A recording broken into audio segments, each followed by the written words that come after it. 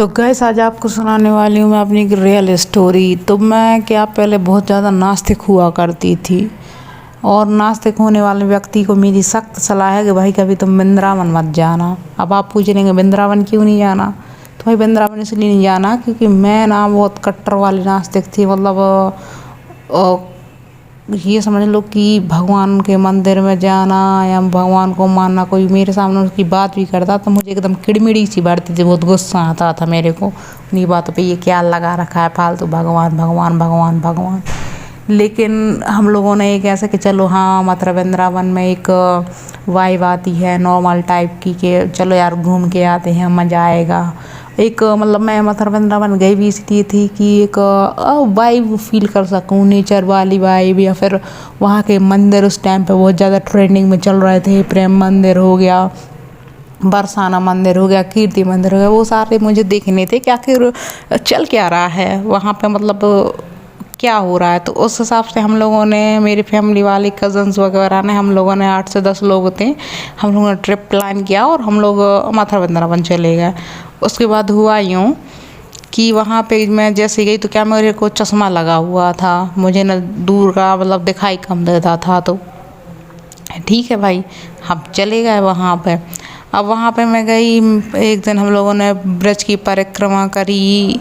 अच्छा बात है, मुझे वहाँ पे कुछ नहीं ऐसा फील हुआ कि यार ऐसा, हम लोगों ने चलो सब लोग बोले परिक्रमा करो परिक्रमा करो, तो हमने परिक्रमा कर दी। तो उसके बाद परिक्रमा की वहाँ पे हम लोगों ने सुबह से लेके 12-1 बजे तक परिक्रमा की। उसके बाद घूम घाम के फिर हम लोग मथुरा वृंदावन आ के, भाई जैसे ही हम लोगों को बिहारी जी के दर्शन करने थे तो रात में हम लोग पूछे, हम लोगों ने रूम रेंट वगैरह पे लिया और सुबह तैयार होके हम लोग निकल गए कि चलो बिहारी जी के दर्शन करते हैं। बाकी बिहारी वहाँ के सबसे ज़्यादा पॉपुलर बाकी बिहारी जी हैं, तो भाई बिहारी जी के मंदिर में चले गए हम लोग। तो मंदिर में जाने के लिए वहाँ पे क्या सकरी सकरी सी गलियाँ हैं, जो मथुरा वृंदावन गया होगा उसको तो मालूम ही होगा कि वहाँ की सकरी सकरी गलियाँ हैं और उन गलियों से जाना था। तो भाई मैं और मेरी बहन हम दोनों तो आगे जा रहे थे, मालूम नहीं था कि कहाँ, क्योंकि फर्स्ट टाइम आए थे मथुरा वृंदावन। लेकिन ठीक है चलो यार जाते हैं हम लोग, तो जा रहे थे वहाँ पे। तो जैसे ही मैं जा रही थी, मैंने अपना क्या, सभी लोगों ने मुझे अलर्ट करके रखा था भाई वहाँ पे बंदर बहुत ज़्यादा होते हैं, तो अपना मतलब चश्मा संभाल के रखना, खींच के ले जाएंगे ऐसे ऐसे।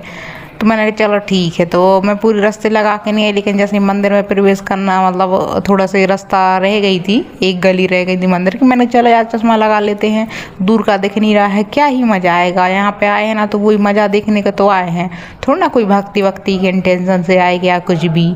तो भाई मेरे साथ ऐसी घटना घटी कि मैंने चश्मा लगा लिया, और जैसे चश्मा लगाया ना, क्या पता कैसे मैंने आंखों पर पहने ही है, एक बंदर आया और छाल लेके मेरा चश्मा लेके भाग गया। जब तक मैं कुछ समझ पाती, मेरा चश्मा लेके वो टीन पे बैठ गया।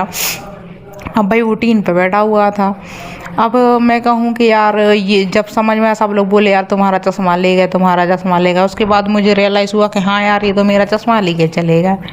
तो फिर क्या हुआ कि मैंने, सब लोग बोले उसको फ्रूटी पिला दो, बंदर को फ्रूटी पिला दो तो वो तुम्हारा चश्मा दे देगा। मैं वही हाथ में अपने जेब से पैसे निकाल के खड़ी हूँ, बंदर मेरी आंखों में आंखें डाल के देखता है और अजीब सी हरकतें करके और ऐसे हाथ घुमा के कहता है ले तेरा चश्मा, और तोड़ देता और लेंस आके बाजू में नली रहती उसमें गिर जाता है।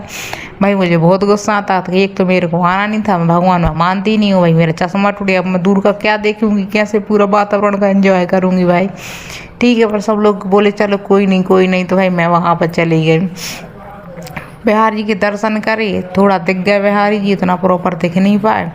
उसके बाद फिर हम लोग निधि बन गए। फिर मैंने वहीं बिहारी जी के मंदिर में प्रण लिया कि अब मैं मथुरा वृंदावन तभी आऊँगी जब मेरी आँखों से मेरा चश्मा हट जाएगा, क्योंकि क्या मैं पहले भी ट्राई कर रही थी कि मेरा चश्मा हट जाए, लेकिन वो हट नहीं रहा था, मेरा नंबर हर बार बढ़ जाता था। डॉक्टर का कहना था कि भाई 6 महीने तक कम से कम आपकी रोशनी स्टेबल होगी तो ये आपका चश्मा हटेगा, वरना नियर फ्यूचर आपको फिर से चश्मा लग जाएगा, दिक्कत आ जाएगी, तो कोई सेंस ही नहीं बनता ना चश्मा हटाने का। मैंने बोला हाँ ये भी सही है। तो फिर मैंने वहाँ से प्रण किया कि भाई मेरा चश्मा हट जाना चाहिए, तभी मैं जीवन में कभी दोबारा से वृंदावन आऊँगी, वरना मैं कभी वृंदावन नहीं आऊँगी। मैं वो हठी स्वभाव की लड़की हूँ।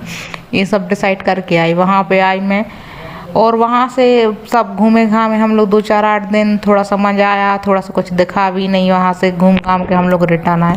वहाँ पे कुछ नहीं हुआ, लेकिन मैं जैसे ही पे घर आई ना, मेरे मतलब ऐसे ही दिलो दिमाग पे एक अचानक से ऐसे परिवर्तन से होने लगे, बहुत ज़्यादा परिवर्तन होने लगे। और मतलब मेरे को सिर्फ राधे कृष्णा अमूमन मैं 6 महीने तक फिर उस सदमे से नहीं निकल पाई। मतलब सिर्फ मेरे दिमाग में वही राधे कृष्णा और मुझे भजनों पे वाइब आने लगी और भजन सुनने लगी मैं। मतलब एक अलग से मेरे में चेंजेस आ गए, एकदम से अचानक सा भाव आ गया भगवान के प्रति।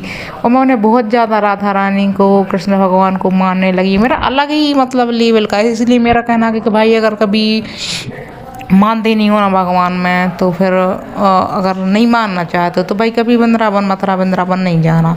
और मानना चाहते हो, मान नहीं पा रहे हो, तो एक बार ज़रूर होके आना 2-4-8 दिन का ट्रिप। और फाइनली धीरे धीरे फिर मेरा चश्मा भी हट गया, मैंने अपना ऑपरेशन करवा लिया और फाइनली अच्छे से देख पा रही हूँ। और अब चाहती हूँ कि फिर से मथुरा वृंदावन जाऊँ, मैं जाऊँगी। Thank you.